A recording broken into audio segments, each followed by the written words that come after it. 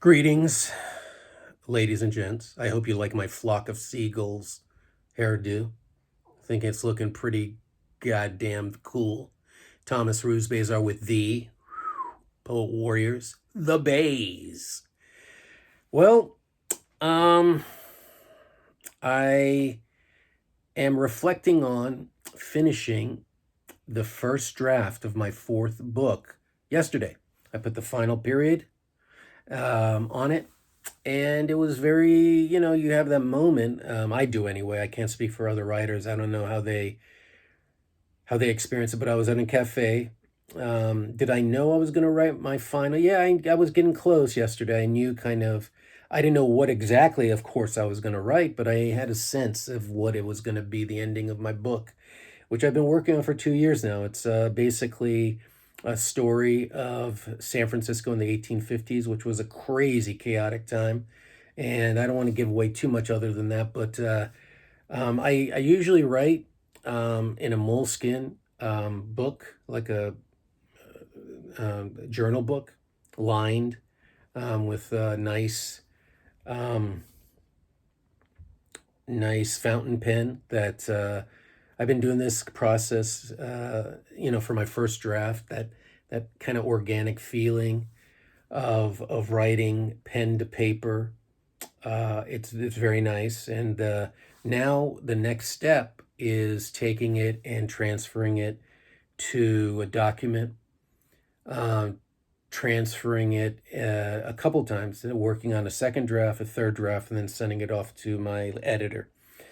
A lot has happened. I mean, I think that was an emotional moment for me because I think in the writing of this, the first draft of this, which took 2 years, like I said, a lot has happened. Family has passed, dear friends have passed, grandson was born, many more things coming out of COVID.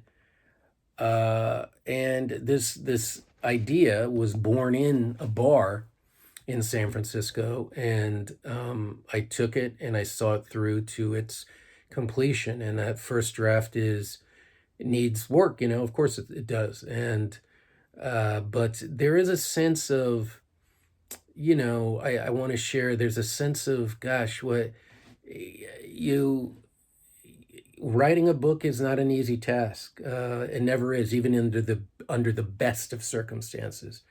And it was very challenging, and I think that's it hit me that the last 2 years have been challenging on a very personal level, and I saw it through, and I completed this thing that, dozens of characters, interesting historical time period that I had to do a lot of research on. This was a new thing for me. It was a stretch for me. It was kind of Americana, the whole, vibe of this book and that period and specific period in this city at that time. And so it was a challenge, an aesthetic, an artistic challenge for me as a novelist. I really had to step outside my comfort zone. And as I sat there, and I think endings are very, very important. And you never know. I felt very good about the ending that I wrote. I hope eventually, when and if it gets published, you will as well. But it felt right, and sometimes you think oh shoot, did I end it too early?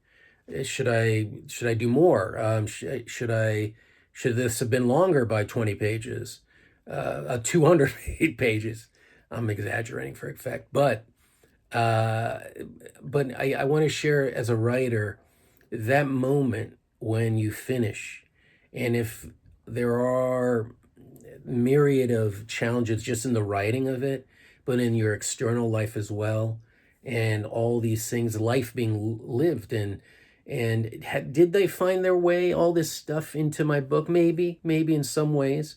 It's not, how should I say, it's maybe not very visible on the surface level, but maybe underneath there is that. And now I'm gonna, kind of let it sit for a while, about a week or two, go back to second draft, which is very important. And then again, let it sit for a while, in 1 or 2 weeks, and and go on and kind of finish up what I have to do with it before I send it off to the editor. But yeah, I just want to share. It's like that moment is there's something very, hey, you did it. I did it. I did it. I wrote my fourth book. I completed my fourth book.